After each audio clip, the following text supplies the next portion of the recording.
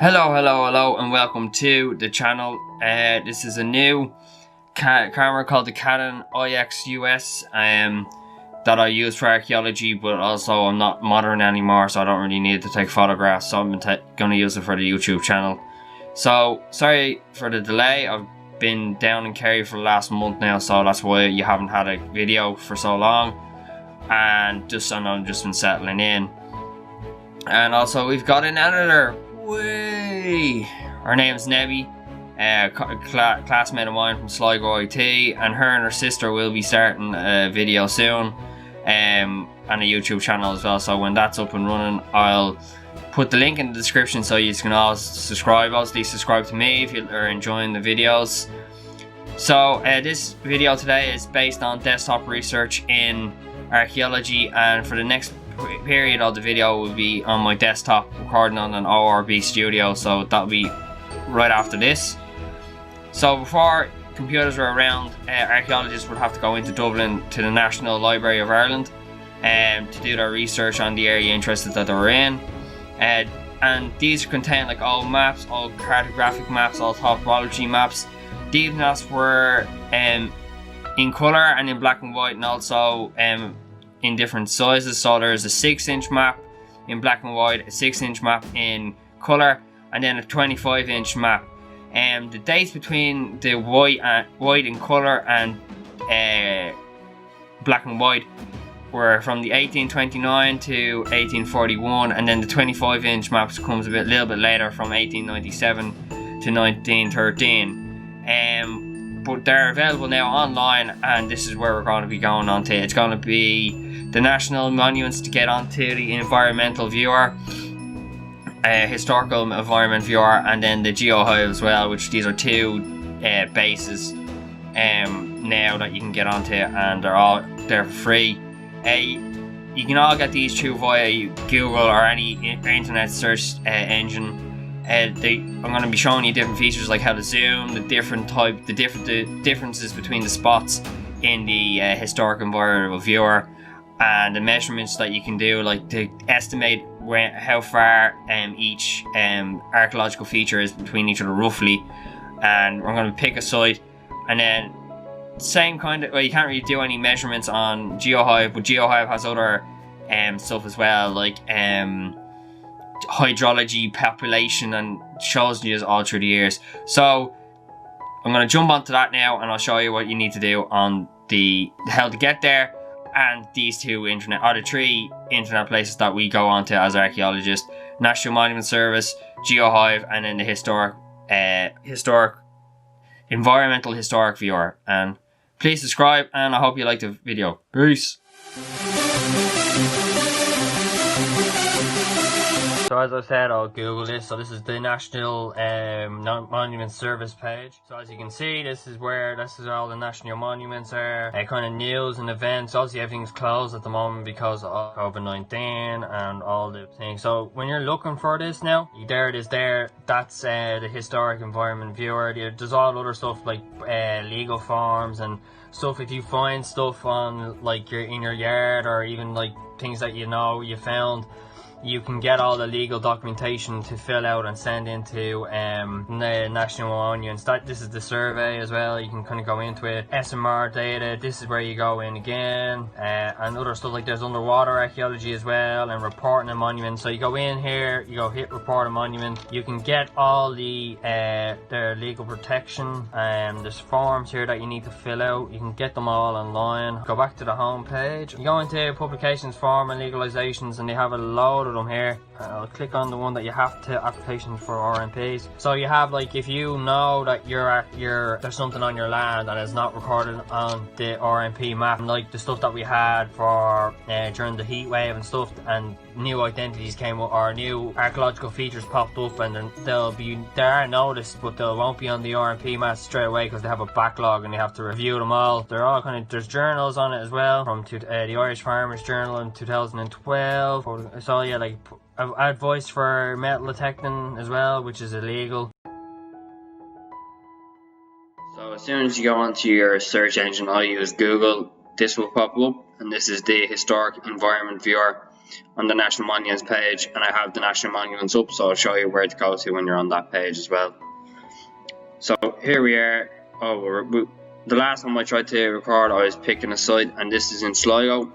It's a green fort in Sligo, and these red dots and blue dots mean, the red mean it's archaeology, the blue are for architectural that stand.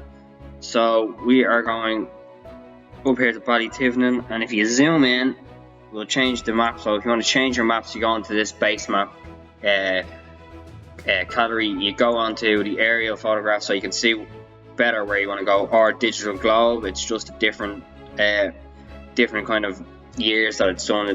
This is more up to date. This is just a couple of years old, kind of out of date. So we want to go to Green Fort. So there it is there. So you can zoom in with the little plus and minus signs to zoom in and zoom out. So there it is there. That's the hospital right here.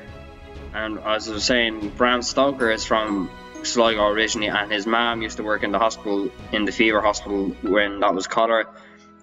So this field here is kind of classed as the cholera burials when they passed away, and that's kind of where Bram Stoker came up with the idea of Dracula.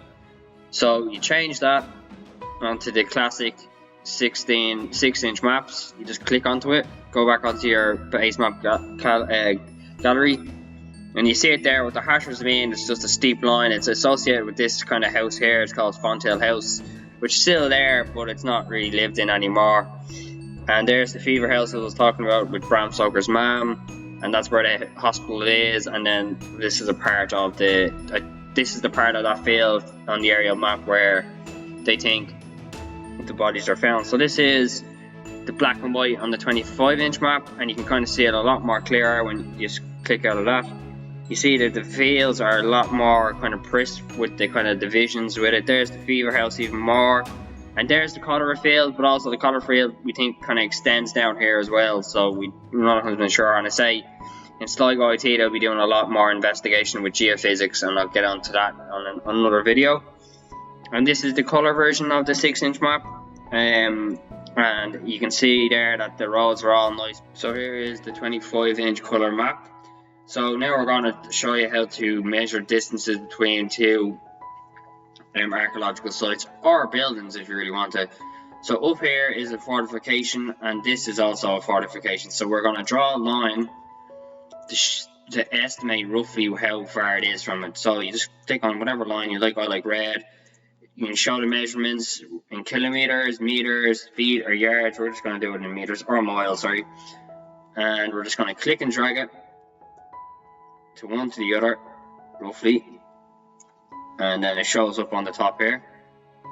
It shows 430.2 meters away, and that's pretty far away. Nearly 500 meters, well, over 400 meters away. And when you're doing this, then you can actually go onto the actual site, like if you want to go back onto your aerial map and then look at it there, you can kind of see this is in the middle of a housing estate, and this is on top of a very big hill. So you actually have to go up and actually look on it, because height, slopes have to be considered as well. So if you want to find out any information about these things, you just click on the red dot there. It gives you a number. This is the number of the registration.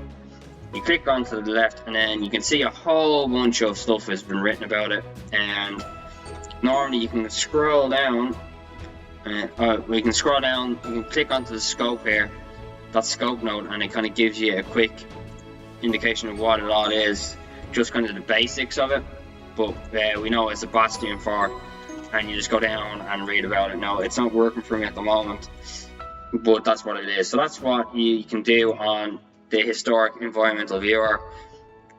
And this has it all over Ireland, and you can, even in your own hometown, if you want to look at it, you can do it again. So when you go on to Geohive, Geohive has the exact same. I'm going to have to get onto some maps now. Onto the gallery. There we go, wrong. Oh, no, hang on. Okay, so make your map. Sorry, you just go on to make your map. Sometimes, depends on what search engine you're on, you have to kind of find it. So we're just going to go back to the Green Fort. So we're going to go back onto Sligo, and then we're going to use the zoom in, zoom out arrow buttons to get into it. So base map information is just the same again. It's aerial photographs again, which helps a lot when you're trying to zoom in and trying to find what you're looking for. So we're going back to the same place. So I'm just going to zoom in. Yeah, zoom in to here. I have to turn off something here. Hold on. No, I think I'm okay. I'll just turn off the aerial map for now so I can actually see where I'm going. So we're going to go up here.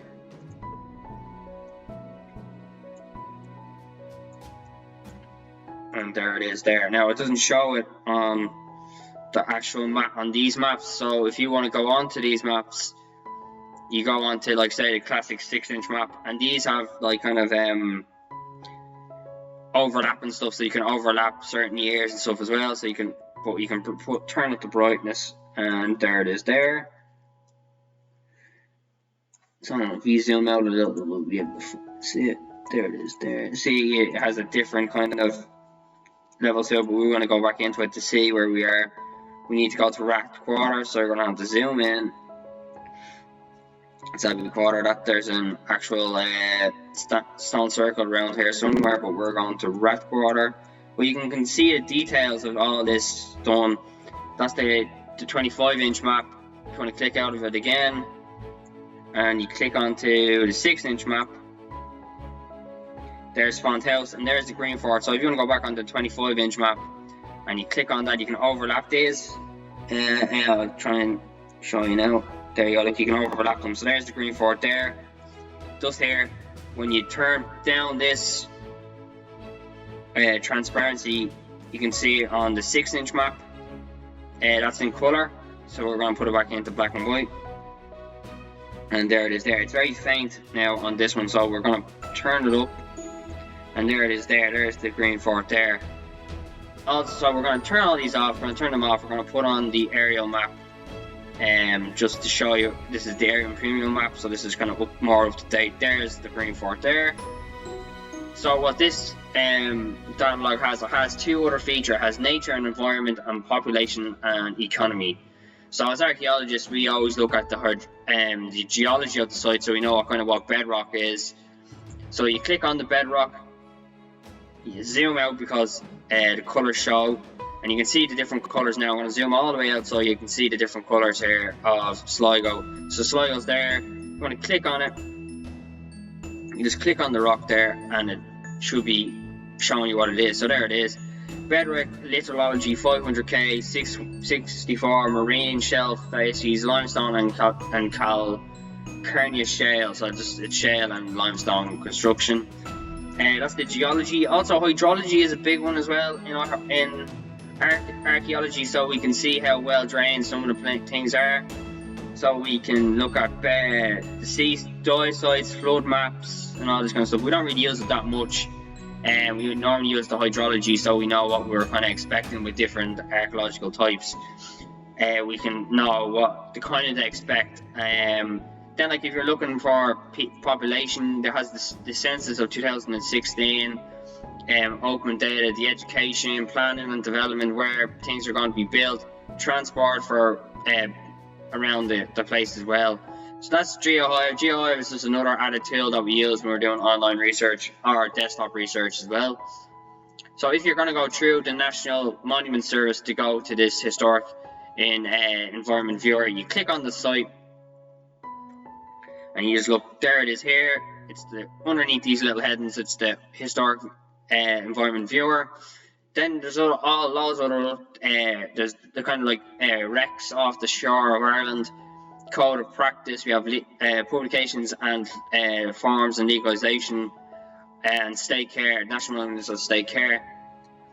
So when you want to go into, you can go into report a monument.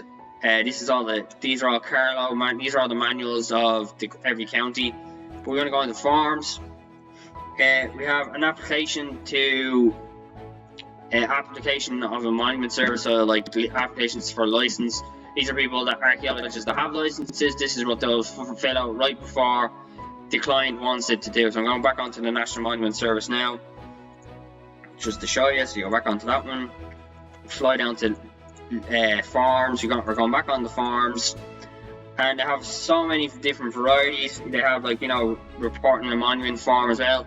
So when 2 years ago when we had the great drought, heat wave during the summer, a lot of new monuments popped up because of the kind of features above ground aerial photographs. And also, you kind of have to know what county it is, the townland. You can get them all on the historical viewer finder. If you click on them, click on it again, you see here it gives you the class of what you think it is, the townland that it's in, that's right quarter. Is it shown on the map? You can say yes or no, because if it's a new one, it won't be found. And then you give a little brief description of what you think it is, like measurements, lengths, where is it found, and all that kind of stuff. And that's very helpful for us, especially when you're in college and stuff and you find newer things. You have to fill these out. Like I found flint on a barrel site somewhere in Sligo, and I had to fill this out and report it to the National Monuments as well. So that would have been this, or a find one, which I'll find for you in the next video and show you in the next video. So that's all. This is the tools that we use in online desk research for archaeology when you're going into commercial or research digs. And I hope you liked the video. Peace, thank you, and subscribe.